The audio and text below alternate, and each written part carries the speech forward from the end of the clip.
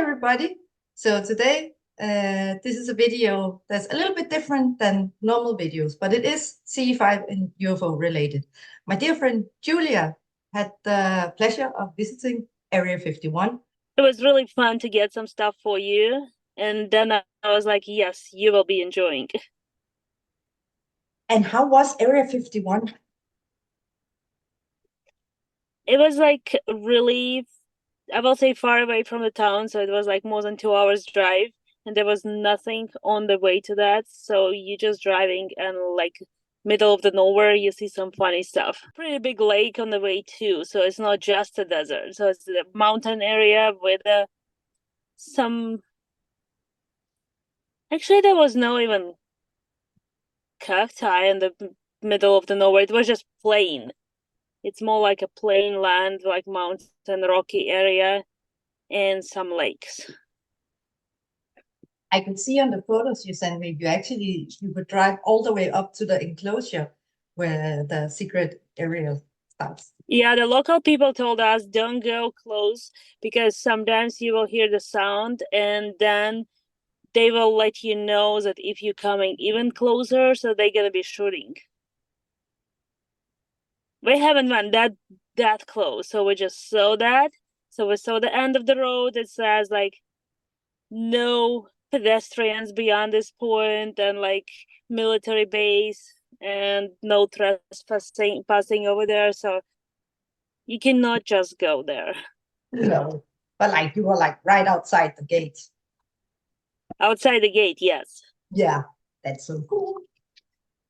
All right. So Julia, you packed it so well. Because I was so scared that it's gonna be breaking.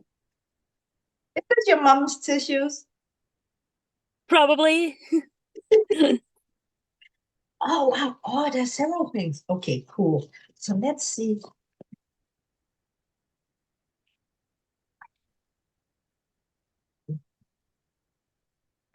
I love it already. I love you, Julia. You're amazing. Oh, the handle is a little broken, but I got some super glue, so we fix. No way. Yeah, but we fix. No worry. I was trying. Yay! A key ring. Oh, there's more key ring. Welcome to Las Vegas. Oh, there we go. Yay! I'm thinking of Elvis Presley. Viva Las Vegas. Oh, it's so cute. Did you get to have your Vegas moment? Like, did you and your husband like? Well, that's the closest point where you're going, and then from Vegas you're just driving to the Area 51. So you cannot fly there, you cannot just do anything. It's just a one way, because otherwise, if you're going from another side, there is nothing. Like you need to drive for like 6 to 8 hours just to get to some other places. Oh wow, it really is out in the middle of nowhere. Okay, so the handle is a little off, but again, I got super glue. We fix things. You'll see. Here we go. Ta-da! There's an alien. And it says, warning, Area 51, Nevada. No trespassing. I hope everything else is just in a one piece. Oh, wow. Oh, my goodness. These are my new favorite items. Julia. Oh, my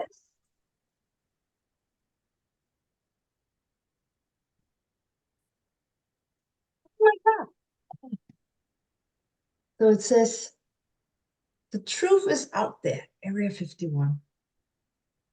Oh, Is it one piece? Yeah, it's a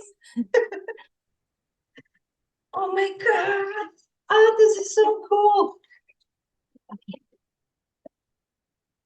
Two more things. There's one more wrapped thing, and then there is Area 51. So this is a magnet, right? that's for your fridge, yeah. Yay! I got an alien fridge. So the aliens can come and snack. Well, they don't eat human food, but they're welcome to snack anyway. I need to come and visit you, and we need to go again. And we'll have a stopover in Las Vegas. Just have a night in Vegas. and we'll have a date with the aliens. We will have a date with the local people. Hilarious. An ashtray and a blunt smoking. I think he's pretty cute. That's hilarious. Thank you so much. Oh my goodness. Oh my goodness. Wow. Wow. I'm glad that you like it. I love it. Thank you so much. You're welcome. Yeah, we need to revisit. Well, you revisit and I will go for the first time to Area 51. We met each other in February 2017 because I was going to a UFO conference in Arizona, the one called, conference, yeah. yeah, the International UFO Conference. And I remember you were working at the airport at the time, and my baggage hadn't made it onto the airplane, and you were so kind. I think you even drove me to the Airbnb, I don't know, for something. There's no buses.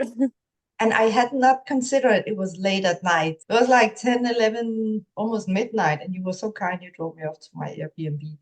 And we just bonded, and you came to the UFO conference, and we actually went out and partied one night in Phoenix, and it was just amazing. We had a blast. And Julia, from the It moment, just meant to be.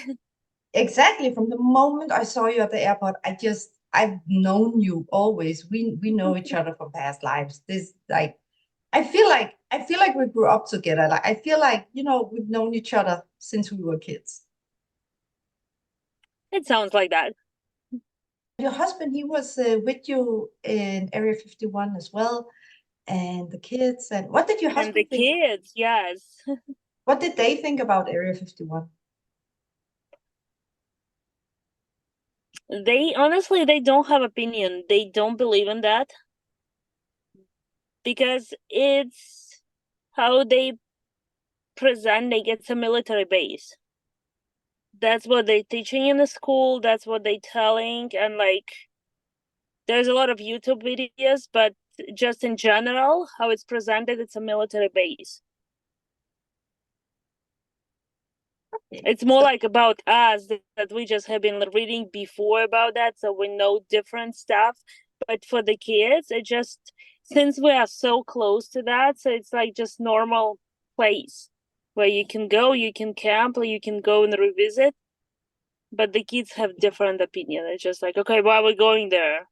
There's no real aliens. I was like, you never know. It's like, no, it's everything there is like those, the dinery and that little hotel. It's like that. It's a fake. And I was like, yes, it is fake, but you never know.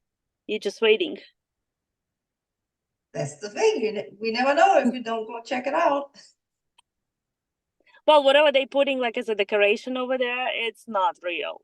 And you obviously see that because it's like, it's so old, and the place itself, it's smaller than, for example, you will think whenever you're watching the video, like any video from those hotels or like from those places. It's more like a touristic place and just the stores, like shopping, dining. It's more just like a, hey, I have been there, check mark. Okay. But yeah, the actual base, you cannot go there. You cannot go even close. We tried to like get up to the mountain area, but whenever the road is ending, it's still going up, so you cannot see. You cannot see like just to be on the top of mountain and see that like what's going on down there. So it's pretty heavily guarded. They know what they're doing. Yeah. Across the mountain, like one side of the mountain, there will be the Area 51. Across the mountain, there will be a lake, and it's a beautiful campground there. Did you see any Bigfoot tracks? But you can find some, interesting rocks, like different, like strange, like shaped rocks. We saw like 3 rocks, like a heart shape, and it's usually not that common. You can see that somewhere sometimes, but not like in one place. So who knows what's going on there? I'm sure when your kids are bigger, then they will appreciate that they visited Area 50. But kids are mostly like, yes, that's a military base. Why we should be going there? Why are we going to that barrier? Why are we going to the gate? Why? I was like, it's just fun. It's like, Mom, it's not fun. It's just a military base. As being a psychic medium myself, it's another blessing to easily see them interdimensionally. Obviously, they can show themselves to everyone, but for those who are psychic mediums, it comes a little bit easier. And that is such a blessing. And I remember first time I saw, but I was a small kid first time I saw them interdimensionally, but as an adult where I could fully grasp what it was about 10, 11 years ago when I was doing a professional psychic medium training. So I'm born as a psychic medium, but I did the training as well to better harness my innate abilities. And I remember our teacher said we should ask our spirit guides to line up in front of us. So I closed my eyes, and there were humans at the time.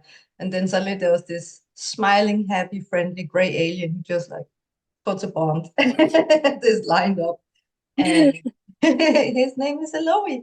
Well, ETs, they don't really have names, but they're more like vibration signatures. But he gave me the name Eloy to call him by. And he was wearing human clothes, not to freak me out completely. And so he was just wearing like almost like sweater and trousers, like something from, that old sitcom Full House, the Tanner family in Full Houses, like 80s sweater. I don't know that. You remember it when you see it. Yeah, And maybe when I'll see it, but I remember. that's completely normal, like sweater and long trousers. And that was hilarious. And I just knew from that moment, that was back in 2013. I just knew from that moment, okay, this whole ET thing that's sort of been going on in the back of my mind, sort of a little bit here and there. But yeah, it's full on. So here we are. Oh, that's cool that you're so lucky and you can see them and you can talk to them. Yeah, and in the beginning it was freaking me out. But I've become good friends with them, and well, so I had the benefit of being a psychic medium already, knowing that with spirits it's always on the medium's turn. So one is always have the free will to say to the spirits, we talk when I'm ready, and they have to honor that free will. And yeah, so I just did the same thing with the ETs. So yeah, and I remember, so because back then I was reading about abductions, and I remember telling them, "Don't touch me, okay? Like you can stand there and we can talk, but you don't touch me."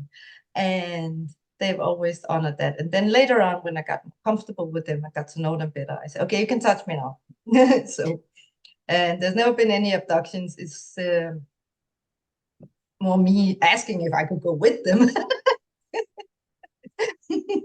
And they have said yes multiple times. And now astrally, I go so regularly. Even not last night, the night before, I was with them again, and more ET types has come along and joined the party. So yeah, That's crazy. I was like, hey, take me back to my family. I would say the ETs are my family. Yeah. But sure, I mean, when people they have like a human family, and especially like in your case having kids, obviously that there's a strong pull towards that. So we have like two legs to stand on. There's the human life, and then there's the space life, the ET life, and that's natural for all of us. So yeah, but it is a wild ride to wake up to it and like getting those first impressions and like finding yourself in it and being freaked out and then calm down and freak out again, then calm down again. But eventually you get used to it, and they're just the most loving, sweet beings ever. I know some people that have scary encounters, but I mean, they're also scary humans, right? So, but I think the ETs, So it's not them, it's just a human. yeah, I think the ETs, they are kinder than most humans. And well, there's both good and bad ETs. The good ETs, they're kinder than most humans, and the bad ETs, well, they're they're just very bad. So we vibe with the good-natured ETs, the kind ones, and they're so much fun. They're hilarious. They crack the best jokes.